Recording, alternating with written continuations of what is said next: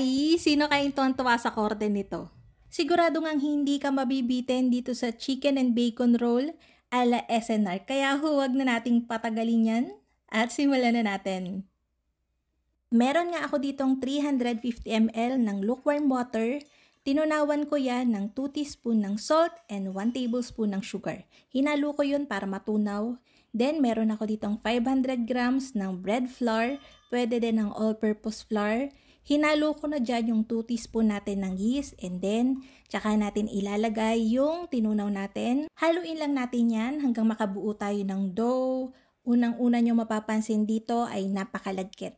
Kaya lang, hayaan nyo lang kasi kapag matigas yung pizza dough nyo, ay talaga namang dough yan, tsaka mahirap siyang kainin, nakakabusog agad ang bigat sa tiyan. Kaya mas maganda yung dough, lalo na pag pizza kapag medyo malambot talaga. Ito kasi light, tapos crispy yung labas pagka kinain na.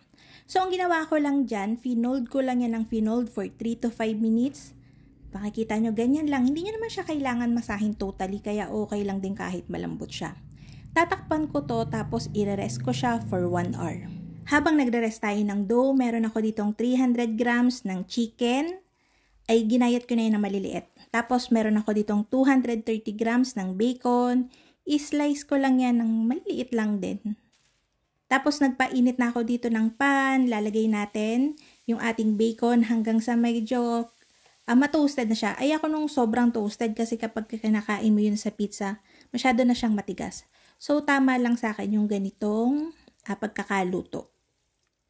After nyan, yung langis ng bacon natin, doon na rin natin ipa-pan fry yung ating chicken. Hanggang sa maging medyo brown lang din.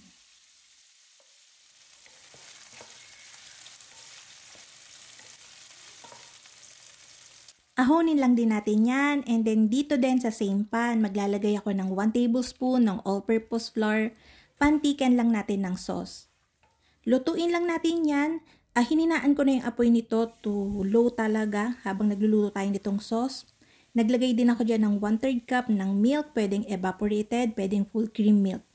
Yan, hinalo ko lang yan. And then maglalagay na tayo ng 100 grams natin ng cream cheese para mas creamy yung sauce natin. Ganun kasi nalasahan ko dun sa SNR. Kaya ito yung nilagay ko.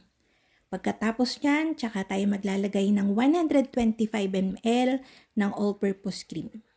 Konti lang, hindi wag mong lahatin kasi masyadong masos pagka nilahat mo yung all-purpose cream. Tinimplahan ko lang yan ng dried basils, Italian seasoning, salt and pepper syempre, tapos kung gusto mo na medyo mahalang, add ka ng chili flakes. Naglagay din ako dyan ng konting-konting sugar para lang medyo manamis-namis.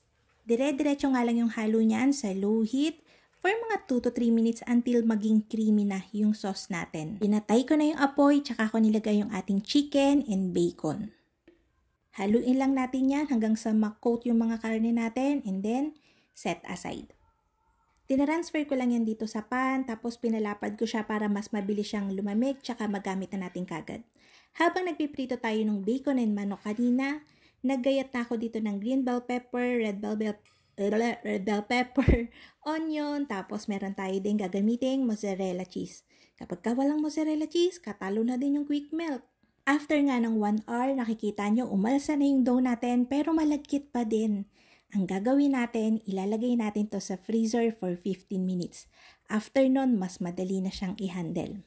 Maglalagay din ako dito ng flour sa work table natin para ma-handle natin siya ng maayos. Hindi siya masyadong malagkit, madikit.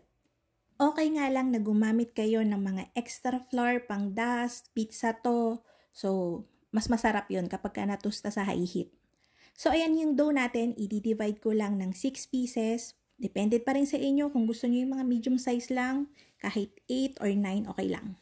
So, ayan, nilagyan ko rin ng flour yung ating rolling pin and ipa-flatten ko na kada isang piraso ng dough. 3 beses na nga ako nito nakatikim sa SNR. So, sa tingin ko, achieve naman. Medyo nakulangan lang ako. Nakalimutan ko maglagay ng mushroom. So, kung gagawa kayo, pwede kayo maglagay. Kaya lang masyado nang magastos eh. So, ayan, finalaten ko lang yan. Yan. Mas maganda yung mas manipis. Para talagang hindi, yun nga, ang aya ko kasi talaga sa pizza, alam nyo. Yung masyadong, doughy, yung medyo mahirap kagatin na lalo na pag lumamig. Ito hindi. Light and airy yung crust natin. So, nilagay ko na lang yan. Naglagay ako ng bell pepper, cheese, tapos ni-roll ko lang. Make sure na seal yung edges nyo. Naglagay tayo dito ng mozzarella. Kapag hindi nyo na-seal yan, tatagas yung mozzarella cheese natin. So yun, niroll ko nga lang lahat yan hanggang matapos na tayo. In-arrange ko sa mga pan and ire-rest ko to for 30 minutes. Bago ko in-rest, nilagyan ko na siya ng egg wash tsaka cheese sa taas para mamaya medyo pagka umalsa kasi to after 30 minutes, malambot na yung dough niyan. So baka magbutas-butas. Binake ko to sa preheated oven na may 200 degrees Celsius for 18 to 22 minutes. And ito na yung itsura niyan after baking. Nakakatuwa nga, hindi siya masyadong appetizing tignan o kainin kasi nga ang laki tapos awan ko, hindi ko na makita yung palaman pero masarap naman talaga siya, I swear. Ang presyo nga nito sa SNR ay parang 120 to 150. Pasensya na, nakalimutan ko na. Pero kung gagawa kayo, siguro makakatipid kayo ng mga 2 peraso. Pagka kinuwenta nyo. So, ayun na nga mga kalutong tinapay. Sana nagustuhan nyo yung ating video for today. Magkita-kita tayong muli. Ito pong muli ang lutong tinapay. Bye-bye!